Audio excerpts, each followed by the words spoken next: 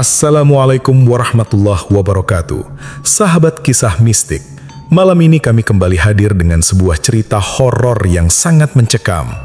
Sebuah kisah tentang sebuah rumah tua, rumah yang katanya tidak pernah benar-benar sepi.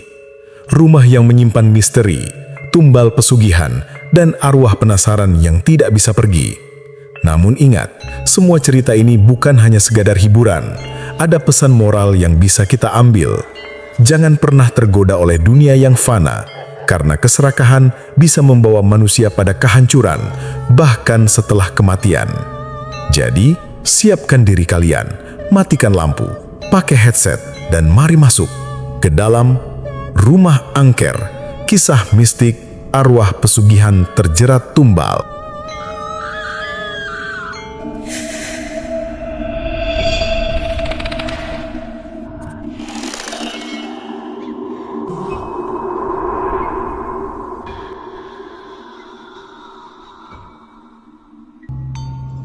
Namaku Raka. Sejak kecil, aku tinggal di sebuah desa kecil di Jawa Tengah. Di desa itu, ada satu rumah tua yang selalu jadi bahan pembicaraan orang-orang.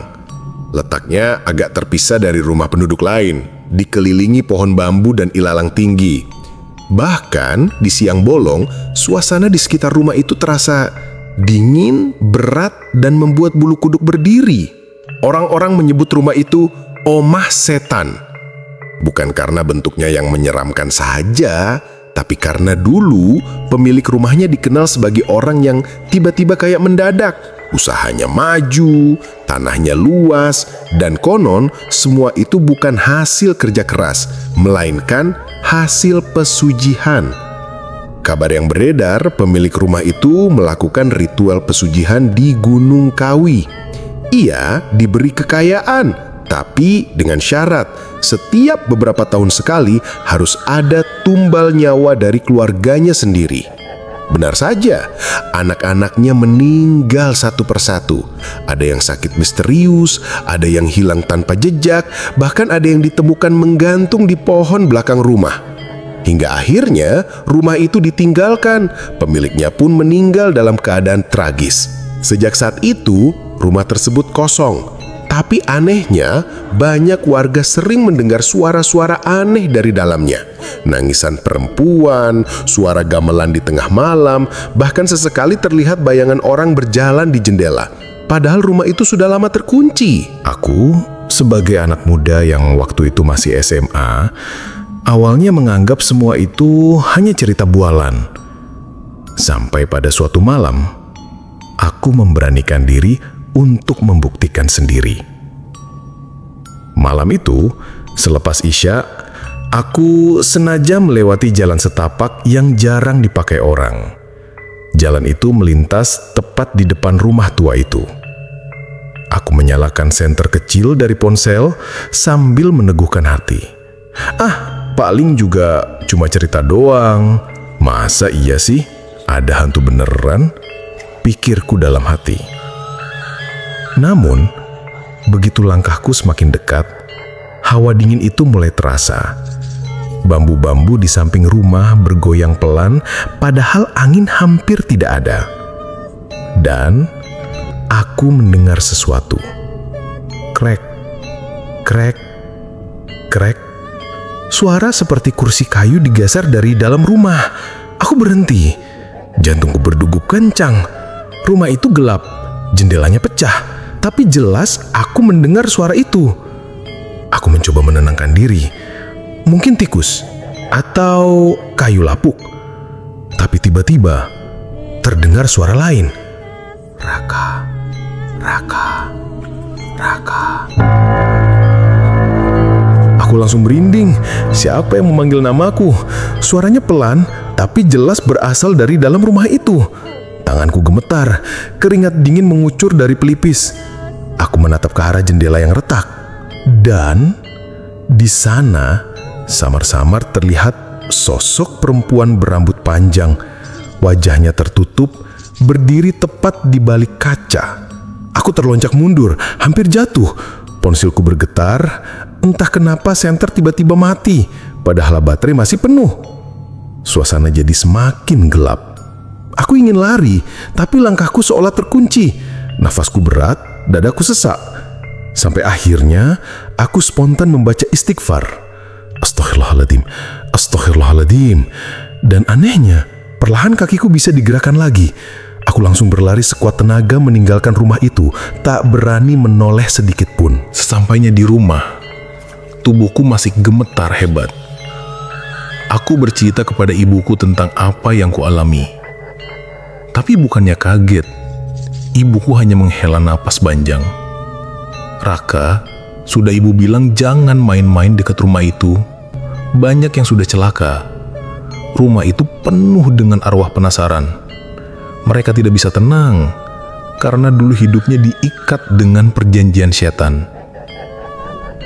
Aku terdiam. Untuk pertama kalinya, aku benar-benar percaya kalau cerita yang beredar selama ini bukanlah omong kosong. Tapi, aku juga merasa ada sesuatu yang lebih besar. Kenapa suara itu bisa memanggil namaku? Apa hubungannya denganku? Pertanyaan itu terus menghantui pikiranku, sampai membuatku tak bisa tidur malam itu. Aku tak tahu bahwa kejadian malam itu hanyalah awal dari mimpi buruk panjang yang akan mengubah hidupku selamanya.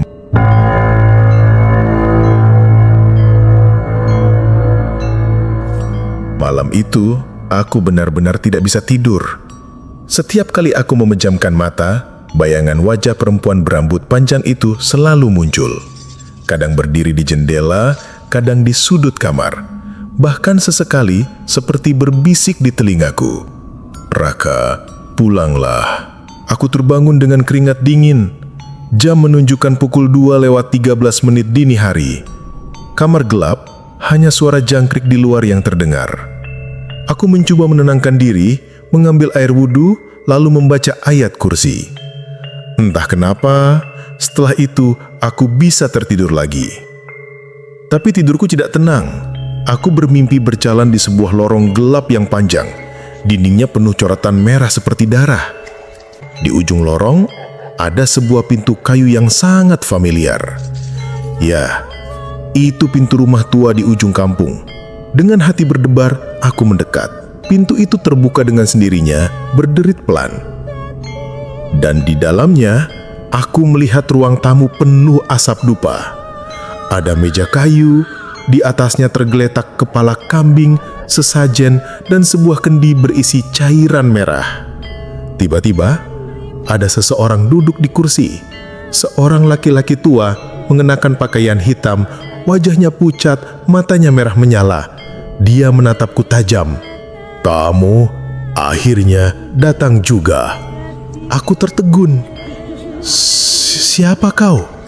Dia senyum tipis, senyum yang membuat darahku membeku.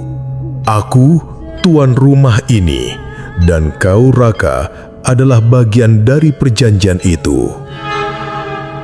Aku ingin berlari, tapi kakiku tak bisa digerakkan. Dari belakang, tiba-tiba muncul sosok perempuan berambut panjang. Rambutnya basah, wajahnya pucat, matanya kosong. Dia berdiri tepat di sampingku, lalu berbisik lirih di telingaku. "Pulangkan aku, Raka. Pulangkan aku." Aku teriak sekuat tenaga, dan seketika itu aku terbangun dari mimpi. Nafasku tersengal-sengal, jantungku berdetak sangat cepat. Tapi hal yang paling membuatku takut adalah tanganku berbau dupa. Dan di bawah kasurku, aku menemukan 3 helai rambut panjang basah yang bukan milikku. Sejak malam itu, hidupku tidak lagi tenang. Setiap kali aku melewati jalan dekat rumah tua itu, aku mendengar suara-suara aneh. Kadang suara orang tertawa, kadang suara tangisan. Bahkan di rumahku sendiri, aku merasa sering diawasi. Pernah suatu malam, ketika aku sedang ke kamar mandi, aku melihat bayangan hitam melintas di belakangku. Saat aku menoleh, tidak ada siapa-siapa. Tapi saat aku menatap cermin, aku jelas melihat ada sosok perempuan berdiri di belakangku. Aku langsung membaca istighfar dan berlari keluar kamar mandi dengan tubuh gemetar. Ibu melihat keadaanku yang makin aneh. beliau akhirnya bercerita sesuatu yang membuatku terdiam. Raka, sebenarnya ada hubungan antara keluargamu dan rumah itu. Kakekmu dulu adalah tetangga dekat mereka. Dia sering diperingatkan agar jangan ikut campur. Tapi kakekmu pernah menolong salah satu anak pemilik rumah itu yang sakit keras. Anak itu meninggal di pangkuan kakekmu. Sejak itu, keluargamu selalu dianggap berhutang oleh mereka. Dan sepertinya arwah mereka kini mencari jalannya lewat kamu. Aku tercekak. Jadi ini alasannya kenapa suara itu bisa memanggil namaku. Malam berikutnya, gangguan yang kualami semakin parah. Aku sedang membaca buku ketika listrik di rumah padam. Hanya lampu minyak kecil yang tersisa. Tiba-tiba, terdengar suara ketukan keras di jendela kamarku. Aku mendekat pelan dengan tangan gemetar. Begitu aku membuka tirai, darahku seakan berhenti mengalir. Di luar jendela, ada wajah perempuan pucat, matanya melotot, mulutnya sobek hingga ke telinga, penuh darah. Aku jatuh terduduk, ponselku terlepas dari tangan. Sosok itu menempelkan tangannya ke kaca, meninggalkan jejak merah seperti darah segar. Aku berteriak sekuat tenaga. Ibuku berlari masik, tapi anehnya, ketika beliau membuka jendela, tidak ada apa-apa di luar. Namun, kaca jendelaku masih penuh bekas tangan berdarah itu. Ibuku membaca ayat kursi keras-keras, dan perlahan bekas darah itu menghilang. Beliau menatapku serius. "Raka, ini sudah gawat. Besok kita harus memanggil seorang ustadz. Kamu tidak boleh menunda lagi." Malam itu, meski aku sudah berusaha melawan rasa takut dengan membaca doa sebelum tidur, aku tetap bermimpi hal yang sama. Lorong gelap, pintu kayu, ruang tamu penuh asap dupa, dan selalu ada lelaki tua itu. Kali ini dia berkata dengan suara yang menggelegar, "Kamu tidak bisa lari, Raka. Kau adalah pengganti yang kami tunggu. Cepat atau lambat, kau akan kembali ke rumah ini. Dan ketika itu terjadi, jiwamu milik kami."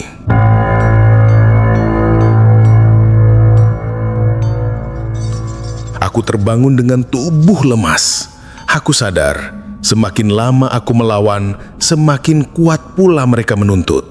Dan aku sudah terjebak dalam sesuatu yang jauh lebih gelap dari yang pernah kubayangkan. Pagi harinya, sesuai saran ibu, kami mendatangi seorang ustadz di desa sebelah. Namanya Ustadz Rahman. Beliau dikenal bijak, lembut, tapi tegas dalam urusan ilmu agama. Banyak orang datang padanya untuk meminta doa, ruqyah, atau sekadar nasihat. Aku duduk di hadapan beliau dengan tubuh lemas. Ustadz Rahman menatapku tajam, lalu berkata, "Anak muda, wajahmu penuh beban. Katakan, apa yang sudah terjadi padamu?" Aku menceritakan semua, mulai dari rumah tua, suara yang memanggil namaku, mimpi-mimpi aneh, hingga sosok perempuan di jendela. Ustadz Rahman terdiam cukup lama, lalu menghela nafas. "Raka, ini bukan gangguan biasa.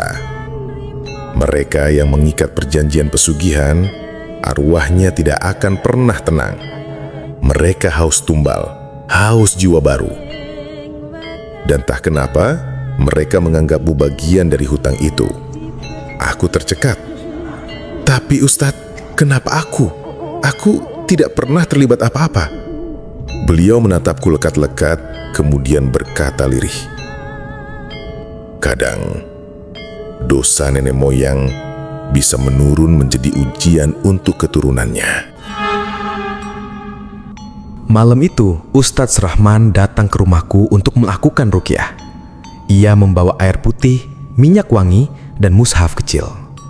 Aku duduk bersila di ruang tamu, sementara ibuku duduk di sampingku sambil menggenggam tanganku erat. Ustadz mulai membaca ayat-ayat Al-Quran dengan lantang.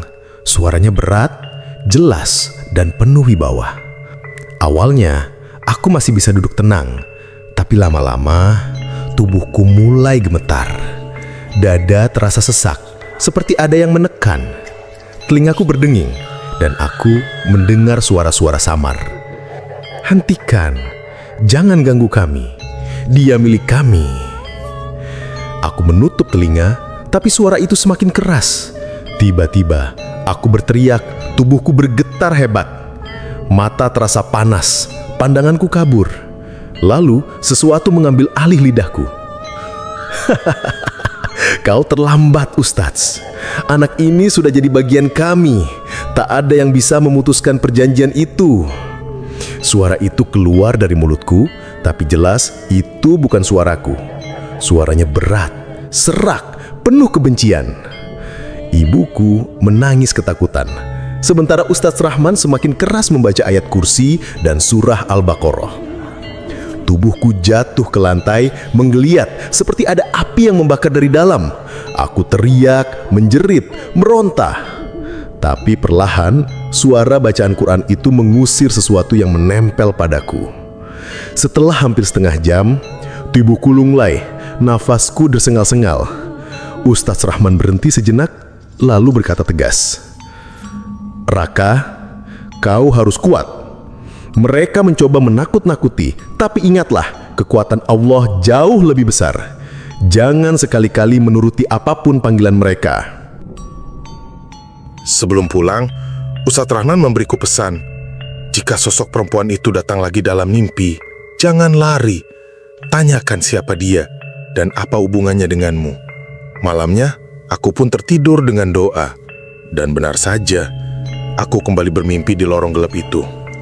Pintu kayu terbuka, ruang tamu penuh asap dupa. Dan di sana, sosok perempuan itu berdiri. Rambut panjangnya menutupi wajah, bajunya lusuh penuh noda darah. Aku memberanikan diri bertanya, "Siapa kamu? Kenapa terus mengikutiku?" Perempuan itu menunduk lama, lalu pelan-pelan mengangkat wajahnya. Aku hampir menjerit. Wajahnya pucat, matanya kosong, tapi di pipinya ada bekas air mata. Aku adalah Sari, putri terakhir dari pemilik rumah itu. Aku tumbal terakhir. Aku mati karena ayahku menyerahkanku pada perjanjian itu. Dan sekarang aku terjebak di antara dunia. Raka, hanya kamu yang bisa membebaskanku. Aku membeku. Tapi kenapa aku? Aku bahkan tidak kenal denganmu. Sari menatapku pilu. Kakekmu pernah menolongku sebelum aku mati. Aku meninggal di pangkuannya. Sejak itu jiwaku terikat pada garis keturunanmu. Aku tidak ingin mengganggumu, Raka. Aku hanya ingin kau bantu aku pulang. Air matanya mengalir. Wajahnya penuh duka. Untuk pertama kalinya aku merasa sosok itu bukan semata-mata menakutkan, tapi juga penuh penderitaan. Namun sebelum aku sempat bertanya lebih jauh, tiba-tiba ruangan itu berguncang. Asap dupa semakin tebal, dan dari kursi kayu muncul kembali lelaki tua berwajah menyeramkan itu. Ia menatapku dengan mata merah menyala. "Jangan percaya padanya, Raka. Dia milik kami, dan sebentar lagi kau juga akan jadi milik kami." Aku terlonjak. Tubuhku terasa seperti terhisap ke dalam kegelapan. Sari menjerit, suaranya menggema. "Jangan biarkan dia menang, Raka. Ingat doa, ingat Allah." Aku terbangun dengan tubuh penuh keringat, napas memburu. Suara jeritan Sari masih terngiang di telingaku. Keesokan paginya, aku menemukan sesuatu yang membuat darahku berdesir. Di lenganku, ada bekas lebam berbentuk seperti cakar. Ibuku panik, segera memanggil Ustadz Rahman lagi. Beliau datang, melihat bekas itu lalu berkata, "Ini pertanda mereka semakin nekat. Raka, kau harus siap. Karena pertempuran ini belum berakhir." Setelah ruqyah dan mimpi-mimpi yang kualami, Ustadz Rahman akhirnya berkata sesuatu yang membuatku semakin gentar. "Raka, cepat atau lambat kamu harus kembali ke rumah itu. Gangguan ini tidak akan berhenti jika kita hanya bertahan di sini. Sumbernya ada di sana, dan hanya di sana kita bisa tahu kebenarannya." Aku menelan ludah, Kata-kata itu seperti vonis. Bagaimana mungkin aku kembali ke rumah yang hampir membuatku gila? Namun akhirnya, dengan doa dan keyakinan, aku setuju. Malam itu, dengan ditemani Ustadz Rahman dan ibuku, kami bertiga melangkah menuju rumah tua yang sudah lama dikosongkan. Udara malam terasa lebih dingin dari biasanya. Bambu-bambu di sekitar rumah bergoyang, menimbulkan suara kresek-kresek yang menambah seram suasana. Rumah itu tampak semakin usang. Dindingnya berlumut, jendelanya retak, dan pintu kayunya berderit seakan menunggu kami. Begitu kami sampai di depan pintu, Ustaz Rahman berhenti sejenak, membaca doa perlindungan. Bismillah, kita masuk dengan nama Allah. Pintu itu didorong perlahan. Suara krek menggema, membuat bulu kuduku berdiri. Begitu masuk, bau apek bercampur dengan aroma dupa yang samar langsung menusuk hidungku. Aku memandang sekeliling. Ruang tamu itu masih sama persis dengan yang kulihat di dalam mimpiku. Meja kayu, kendi merah, bahkan kursi tua di sudut ruangan. Tubuhku bergetar. Ustadz, ini sama persis seperti mimpiku. Beliau mengangguk pelan. Berarti memang ada ikatan kuat antara kamu dengan tempat ini. Kami melangkah pelan ke ruang tengah. Tiba-tiba terdengar suara gamelan lirih, seperti datang dari kejauhan. Suara itu menambah suasana mencekam. Ibuku menggenggam tanganku erat. Ya Allah, lindungi kami. Tiba-tiba, suara perempuan menangis terdengar jelas. Raka, tolong aku. Aku langsung mengenali suara itu. Sari. Aku menoleh ke arah ruang belakang, dan benar saja, samar-samar kulihat sosok perempuan berambut panjang berdiri di lorong.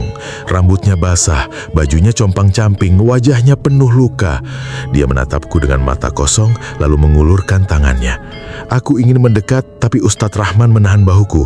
Jangan gegabah, kita belum tahu siapa sebenarnya dia. Kami akhirnya menemukan sebuah ruangan kecil di belakang.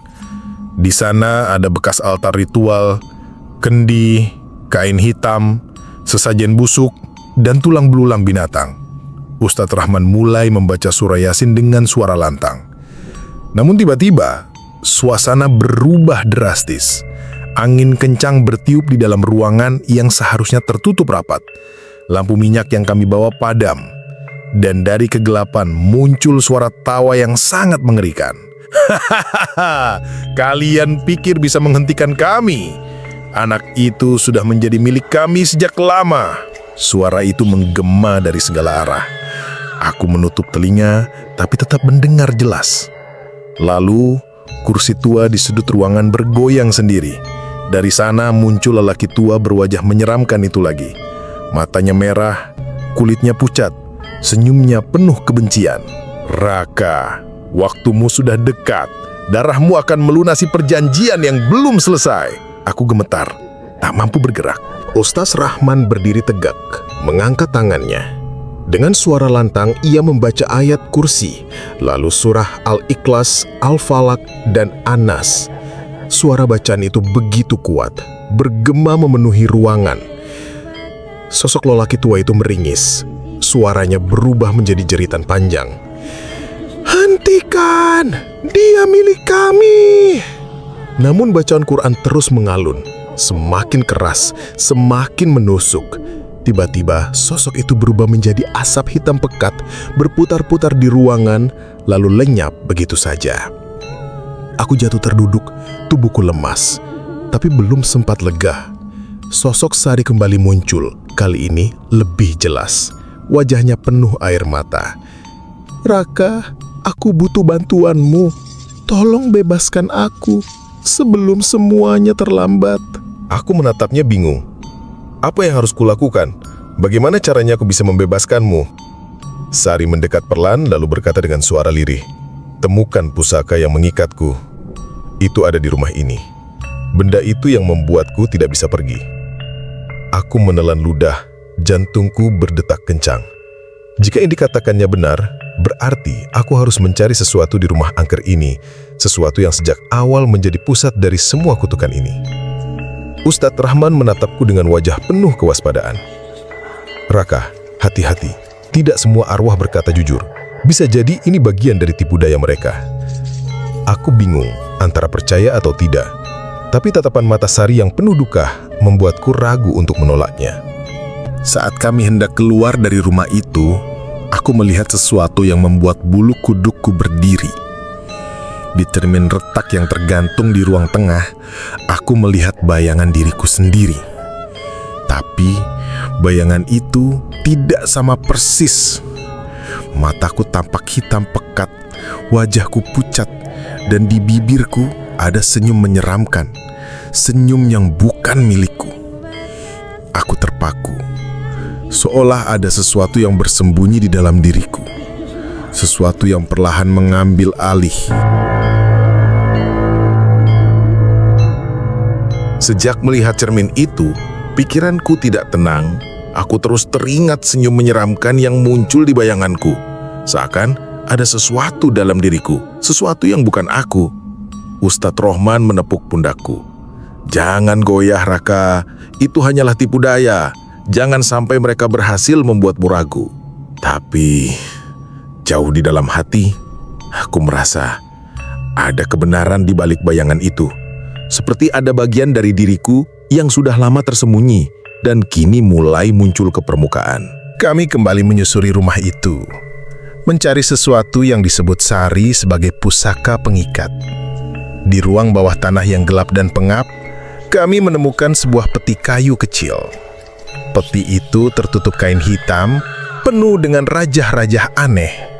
Ustadz Rahman mengangkat peti itu dengan hati-hati. Begitu kain hitam dibuka, bau menyengat langsung menusuk hidung. Di dalamnya ada sebuah keris kecil berkarat yang gagangnya terikat dengan rambut panjang manusia. Ibuku menjerit pelan. Astagfirullah. Aku sendiri langsung merinding hebat. Rambut itu mirip sekali dengan rambut yang kutemukan di bawah kasurku dulu. Sari tiba-tiba muncul di sudut ruangan. Wajahnya penuh harap. Itu yang mengikatku. Hancurkan benda itu, Raka, dan aku bisa bebas. Aku melirik Ustadz Rahman. Beliau menatapku penuh keraguan. Kita tidak bisa sembarangan. Bisa jadi itu perangkap. Jika salah langkah, justru kau yang terikat semakin dalam. Tiba-tiba ruangan bergetar. Dari dinding muncul bayangan-bayangan hitam berwujud manusia dengan wajah kosong. Mereka merayap mendekat, mengeluarkan suara rintihan. Ibuku memelukku erat. Ya Allah, lindungi anakku. Ustadz Rahman segera membaca ayat-ayat suci. Bacaan Quran membuat bayangan itu menjauh, tapi semakin lama, semakin banyak yang muncul. Sementara itu, Sari menangis. Raka, cepat, hancurkan benda itu. Aku tidak tahan lagi di sini. Tanganku gemetar. Aku ingin percaya padanya, tapi aku juga takut kalau ini semua hanya tipu daya. Ustadz Rahman berteriak, "Jangan sentuh sebelum aku selesai membaca doa. Ingat, setan bisa menyerupai apapun, bahkan wajah orang yang minta tolong." Aku menoleh ke Sari. Wajahnya penuh luka, matanya berlinang. Raka, kalau kau tidak menolongku sekarang, aku akan terus menderita dan kau akan terus diganggu. Kau tidak ingin itu, kan? Dalam kebingungan, aku akhirnya mengambil keris itu. Begitu tanganku menyentuhnya, tubuhku langsung terasa panas. Bayangan hitam di sekeliling menjerit keras lalu menghilang satu persatu. Tapi sebaliknya, kepalaku terasa berputar. Suaraku sendiri berubah parau, berat. Akhirnya, aku kembali. Aku terkejut. Itu suara keluar dari mulutku. Tapi jelas itu bukan aku. Tanganku bergerak sendiri menggenggam keris dengan erat. Ibuku menjerit. Raka, astagfirullah, lepas benda itu. Ustadz Rahman segera membaca doa ruqyah lebih keras. Tubuhku bergetar hebat. Di dalam kepalaku, aku mendengar dua suara. Satu suara marah yang berkata, "Kau milik kami." Dan satu suara lirih tangisan Sari yang berkata, "Tolong aku, Raka." Aku merasa seakan tubuhku terbelah dua, ditarik oleh dua kekuatan yang berbeda. Aku jatuh berlutut, keris masih tergenggam.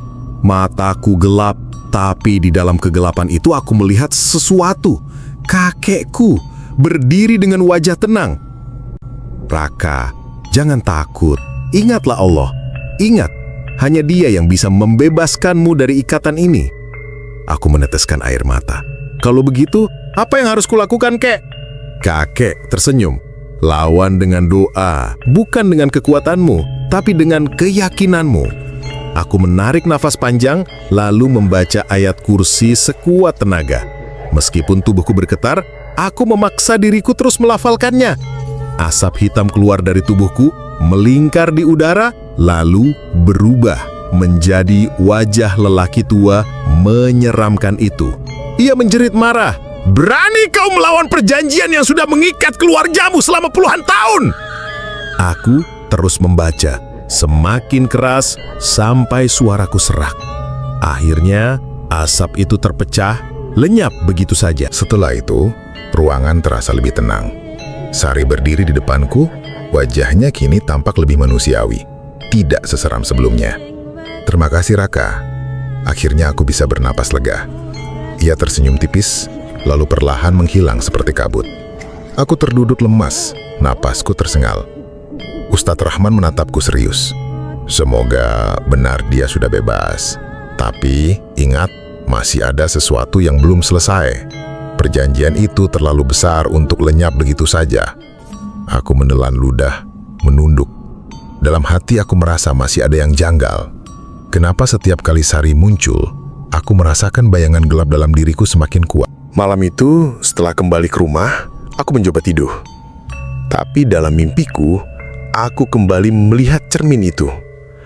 Bayangan diriku tersenyum menyeramkan dengan mata hitam pekat. Dan kali ini, bayangan itu berbicara. "Raka, jangan bodoh. Kau bukan penyelamat. Kau adalah bagian dari kami. Kau akan segera tahu siapa dirimu sebenarnya." Aku terbangun dengan tubuh menggigil. Keringat dingin membasahi seluruh badan. Aku mulai takut, bukan pada rumah tua itu, bukan pada arwahnya, tapi pada diriku sendiri. Sejak malam itu, hidupku berubah. Aku tidak lagi diganggu suara-suara, tidak ada lagi bayangan hitam yang mendekatiku. Tapi justru keheningan itu terasa salah. Orang-orang kampung mulai aneh setiap melihatku.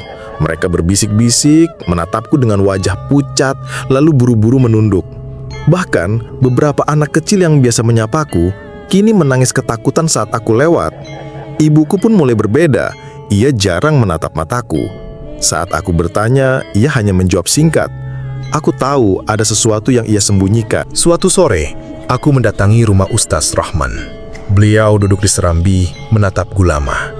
"Raka, ada hal yang harus kau ketahui." Aku menelan ludah. "Apa maksud Ustadz? Tentang rumah itu? Tentang Sari?" Beliau menghela nafas panjang. "Bukan hanya tentang rumah itu, tapi tentang dirimu." Dak, jantungku berdetak cepat. "Raka," kata beliau dengan suara berat, "malam saat kau menganyel keris itu, kau tidak benar-benar keluar dengan selamat." Aku mengerutkan kening. "Apa maksudnya? Aku ada di sini, hidup-hidup." Ustadz Rahman menatapku iba. "Tidak, nak. Malam itu, tubuhmu sudah tidak mampu menahan ikatan perjanjian. Kau jatuh dan ruhmu terperangkap. Yang kini berbicara denganku bukan lagi manusia biasa, tapi ruh yang masih terikat dunia." Aku terdiam. Dunia seakan berhenti. Aku ingin tertawa, menyangkal, tapi tiba-tiba bayangan di cermin yang selalu menghantuiku, semuanya masuk akal. Aku sudah mati. Kelebat kenangan menyeruak dalam pikiranku. Aku ingat jelas saat memegang keris itu, tubuhku terasa terbakar. Ingat teriakan ibuku, ingat doa Ustadz Rahman yang semakin jauh terdengar, lalu gelap. Tapi setelah itu, aku bangun seakan tak terjadi apa-apa.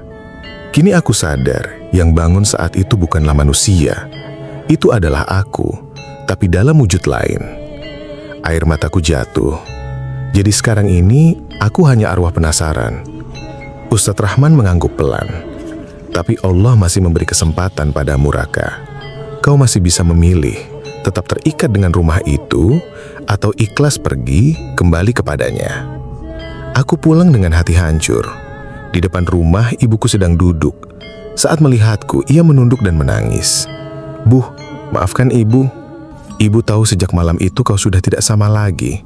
Tapi ibu terlalu takut kehilanganmu sepenuhnya." Aku memeluknya, tapi aneh. Tubuhku menembus tubuhnya. Ia hanya bisa menangis semakin keras. Aku sadar, aku tidak bisa lagi menyentuhnya. Malam itu, Di kamarku, aku kembali melihat sosok Sari. Wajahnya kini lebih damai, tapi sorot matanya penuh misteri. Sekarang kau tahu, Raka, kita sama. Aku menoleh kaget. Apa maksudmu? Ia tersenyum tipis. Aku pun sudah mati sejak lama. Kita hanyalah arwah yang terikat pada perjanjian kotor itu. Bedanya, aku sudah lebih dulu sadar, sementara kau baru mengetahuinya sekarang. Tubuhku bergetar. Lalu, apa yang harus kita lakukan? Sari mendekat, berbisik lirih. Kita bisa memilih menjadi arwah yang tenang atau terus menjadi bagian dari kegelapan. Kata-kata Ustaz Rahman terngiang kembali. Aku menatap langit-langit kamar, lalu bersujud. Untuk pertama kalinya, setelah mengetahui kebenaran, aku benar-benar pasrah. Ya Allah, jika memang aku sudah mati, maka terimalah aku. Ampuni dosaku, dan jangan biarkan aku menjadi bagian dari mereka yang menjerat keluargaku. Tubuhku bergetar hebat. Cahaya putih menyilaukan memenuhi kamar. Aku mendengar suara ibuku menangis di luar, membaca ayat kursi dengan suara parau. Sari tersenyum padaku. Pergilah Raka, waktumu sudah tiba. Lalu ia memudar, menghilang dalam cahaya. Perlahan, aku merasa ringan. Bayangan gelap di cermin itu hancur berkeping-keping. Aku tidak lagi merasa takut, tidak lagi terikat. Suara terakhir yang kudengar adalah doa ibuku. Lalu, semuanya lenyap. Keesokan harinya, warga kampung menemukan tubuhku terbaring kaku di rumah tua itu. Ibuku menangis sejadi-jadinya, sementara Ustadz Rahman berkata lirih, "Semoga Allah menerima ruhmu dengan tenang, Naraka. Dan semoga keluarga ini terbebas dari ikatan pesugihan yang menakutkan." Rumah tua itu akhirnya dikosongkan, dibiarkan terbengkalai. Tapi orang-orang berkata, terkadang masih terdengar suara langkah kaki di dalamnya. Entah itu milik Sari, entah itu milikku.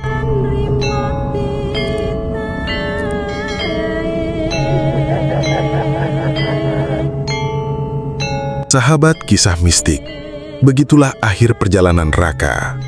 Sebuah kisah yang mengajarkan kita bahwa tamak dan pesugihan hanya membawa kehancuran. Dunia hanyalah sementara. Jangan sampai kita menukar keimanan dengan janji kosong setan. Semoga kisah ini menjadi pengingat untuk kita semua, agar selalu berlindung kepada Allah dari godaan dunia dan tipu daya jin.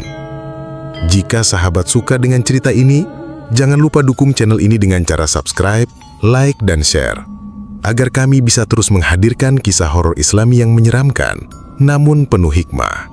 Sampai jumpa di kisah mistik berikutnya. Wassalamualaikum warahmatullahi wabarakatuh.